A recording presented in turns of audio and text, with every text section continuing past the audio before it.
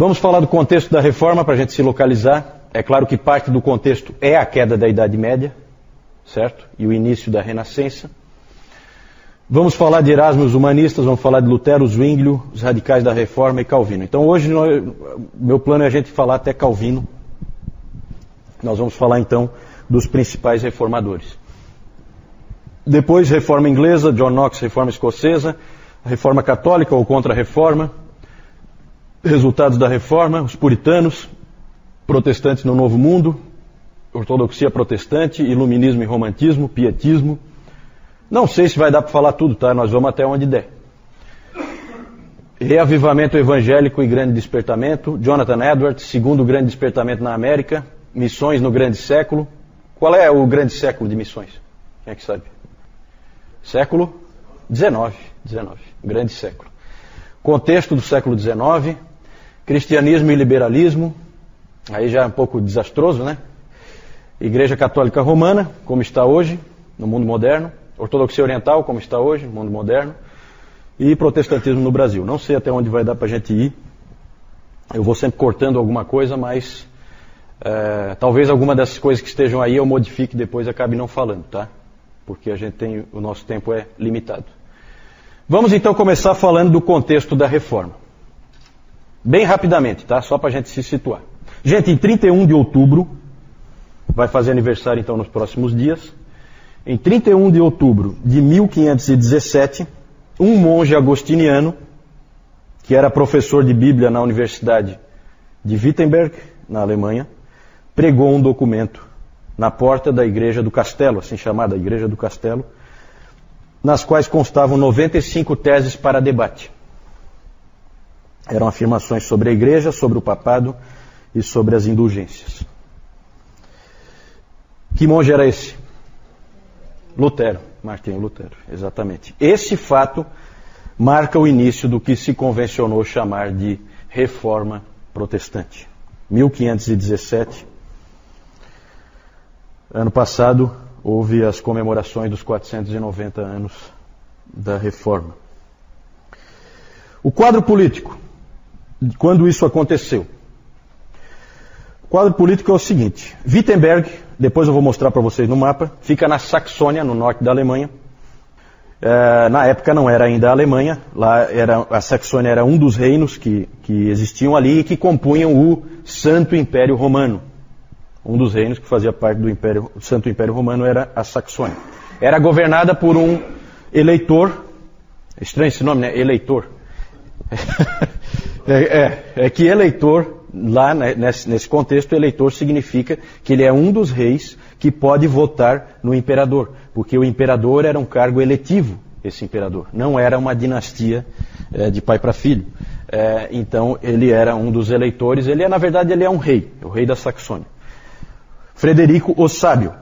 Esse Frederico o Sábio, como o próprio nome já diz, era um homem que cuidava do povo, se preocupava com a educação, era um bom político. E ele que fundou a Universidade de Wittenberg em 1502, certo? Foi ele que fundou, porque ele queria que houvesse em todo o seu reino ensino.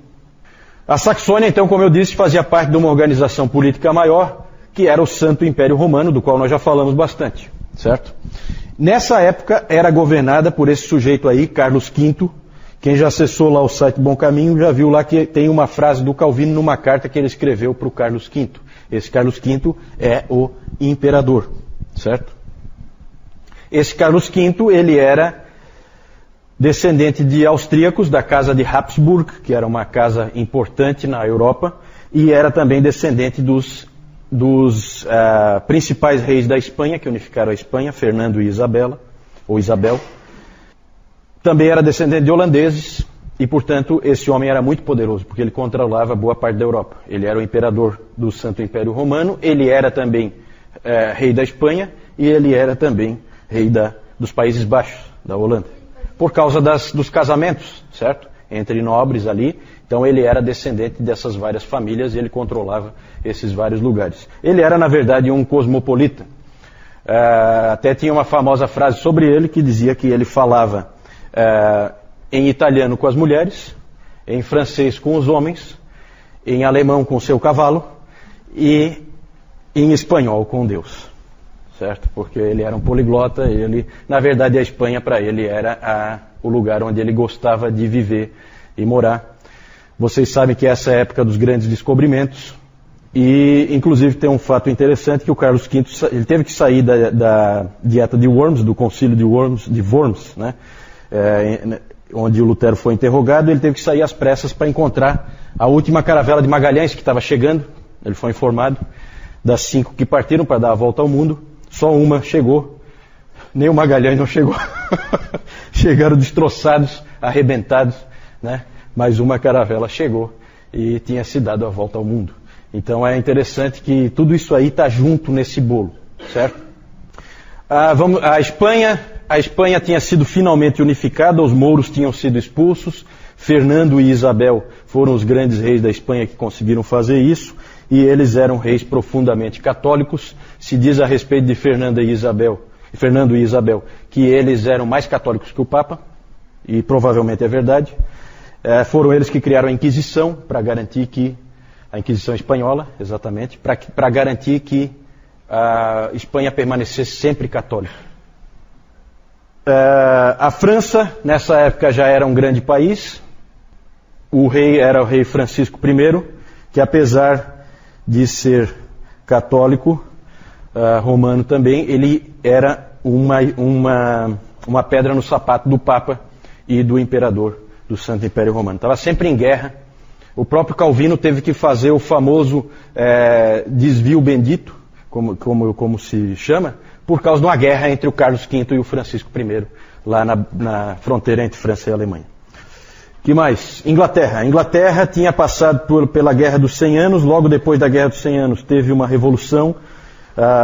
Essa revolução durou 30 anos e finalmente conseguiu-se fazer a unificação através de Henrique VII, que é pai do famoso Henrique VIII. A Itália era uma bagunça. A Itália era formada por 5 regiões que viviam em guerra entre si o tempo inteiro. A Itália foi um dos países da Europa que mais tempo demorou para se tornar realmente um país. Demorou a unificação. Entretanto, é um país muito avançado, especialmente, ali eu mostrei para vocês antes o Renascimento, né? Todos aqueles indivíduos ali é Florença e Milão. Principalmente Florença, certo? No norte da Itália. Depois eu vou mostrar para vocês onde é, para vocês se localizarem um pouco melhor. O Papa, quem era o Papa nessa época? O Papa era Leão X. Esse Papa é um dos seis da Renascença, assim chamados.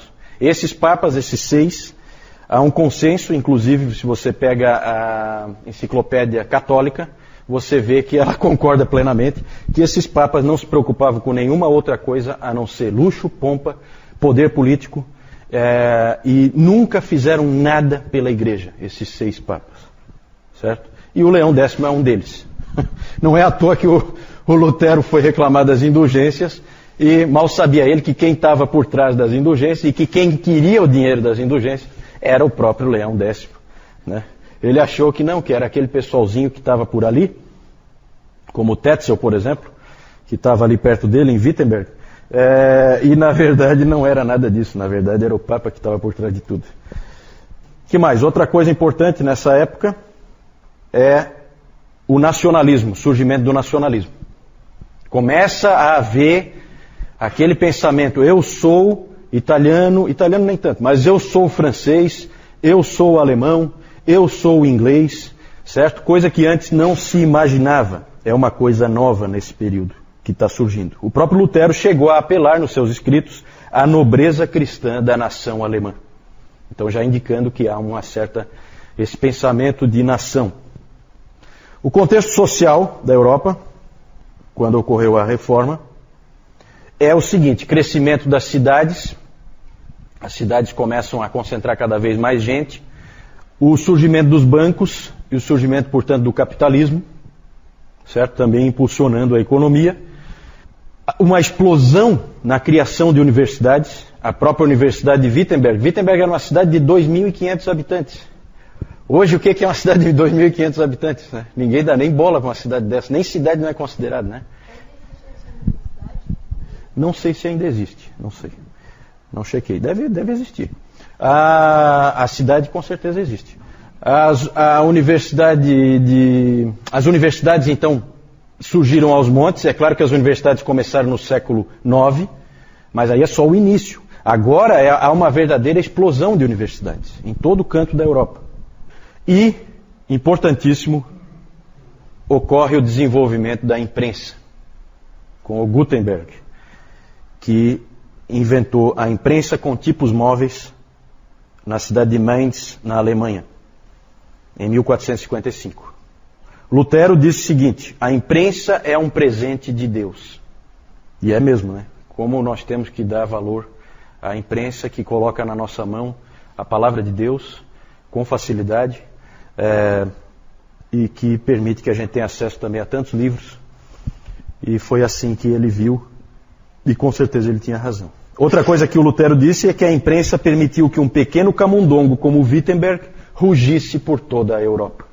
Certo? Era essa a perspectiva que ele tinha. Ele usou a tecnologia que ele tinha disponível, que tinha acabado de surgir.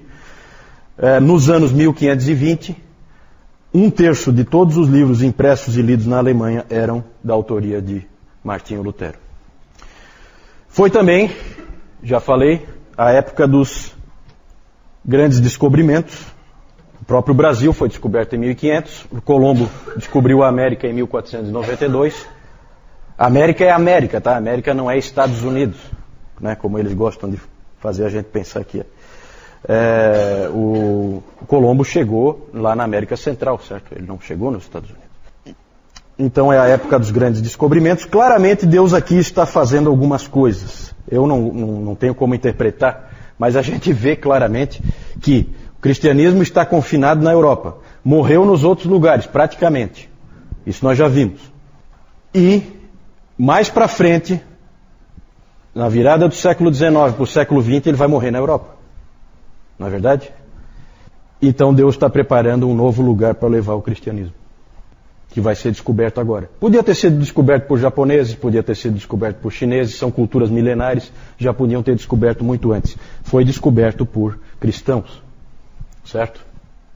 As grandes navegações, principalmente Portugal e Espanha, e depois Holanda e França, todas trabalharam para colonizar o novo mundo, assim chamado. As pessoas da Europa não sabiam muito sobre o que estava acontecendo, os grandes descobrimentos, isso aí não vinha a informação. Eles não têm jornal, não têm internet, não têm rádio, não têm TV, não dá para saber. Eles não sabiam do que estava acontecendo. Só os nobres, os reis é que sabiam. Mas eles sabiam de uma coisa que estava acontecendo e que colocava todo o cristianismo em estado de alerta. Constantinopla, em 1453, caiu diante da fúria dos turcos otomanos. E esses turcos otomanos começaram a ir para os Balcãs e começaram a atingir já a Hungria e estavam vindo perigosamente. Lutero se preocupava muito com o avanço deles. Aparentemente, se nada fosse feito, o cristianismo poderia ser fortemente ameaçado e, se não, até desaparecer por causa da pressão desses turcos otomanos que estavam chegando por ali. O que mais? Já falei dos turcos otomanos. A igreja nessa época tinha se tornado uma máquina de fazer dinheiro. Parece que isso de vez em quando volta, né Moisés? Parece que é cíclico. Não há nada de novo debaixo do sol. Um cardeal em Roma disse o seguinte, nessa época: Deus não deseja a morte dos pecadores, mas que eles paguem e vivam. Que pastor, hein? Que pastor. É isso que a igreja precisa, um homem assim. O dinheiro que era arrecadado era usado para manter as tropas do Papa, geralmente soldados mercenários suíços, até hoje se diz guarda suíça, né? É a guarda do Papa lá no Vaticano, né?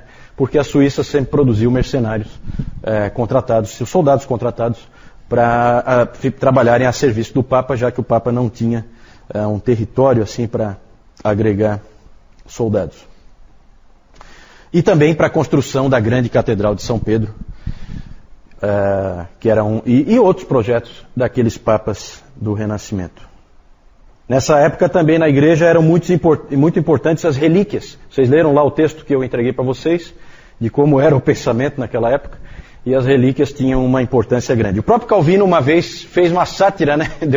Ele brincou com essa história das relíquias, dizendo que havia pelo menos uns 15 crânios de João Batista espalhados pela Europa e pedaços da cruz suficientes para fazer uma cruz tão alta que ninguém veria o topo. Né? Então o Calvino dava risada dessas relíquias, mas era comum ter nessa época. Uma outra coisa que era moda nessa época também eram as indulgências. As indulgências foram cruciais para que Lutero pregasse as 95 teses, porque foi isso que incomodou ele mais do que qualquer outra coisa, porque havia do outro lado do rio, lá em Wittenberg, havia um sujeito chamado Johann Tetzel, que era um monge dominicano, e esse sujeito era um vendedor de indulgências. E era feita uma feira, com parque de diversões e tudo, gente. Sabe? Mais ou menos, hoje em dia a gente vê, tem evangelista aí fazendo esse tipo de coisa para o evangelismo de massa, hoje em dia, né? Feiras e com parque de diversões e tal. Para a venda de indulgências também já teve isso. Isso não é novidade. E aí tinha até jingles, né? O Tetzel tinha um famoso, que é mais ou menos assim, né? A tradução, que quando a moeda no cofre tilintar, a alma do purgatório vai saltar. Então você tinha preocupação com um ente querido seu, né? Que não levou muito a sério a vida cristã e tal, não sei o quê. Então você ia lá com o Tetzel, pagava para ele, e aí você livrava o parente do purgatório, certo? Depois eu vou mostrar para vocês, era um documento que você recebia, realmente um certificado, garantindo, o Papa garantia, e vocês leram lá no texto como é que funcionava mais ou menos a coisa, e o Tetzel então era um desses grandes vendedores de indulgências, um dos bons. O sistema do catolicismo, como vocês viram naquele texto do sistema sacramental, vocês viram que era um sistema que não oferecia nenhuma esperança para as pessoas. Há um catecismo católico romano da época que dizia assim, um catecismo da igreja, dizia assim: há 3 coisas que eu sei que são verdadeiras e que deixam o meu coração pesado. A primeira perturba meu espírito porque sei que vou morrer. A segunda incomoda meu coração ainda mais, porque não sei quando. E a terceira me incomoda acima de tudo. Eu não sei para onde eu vou. Isso é que é uma religião cheia de esperança, né? Olha só, gente, olha o desespero dessas pessoas, certo? Como que elas viveram. Não é à toa que a reforma foi libertadora. Alguma dúvida aí em relação ao contexto da reforma? Fala, Jaime. Essa frase que eu li, de um catecismo católico romano da época. Era ensinado. Pelo temor, a igreja mantinha o controle das pessoas.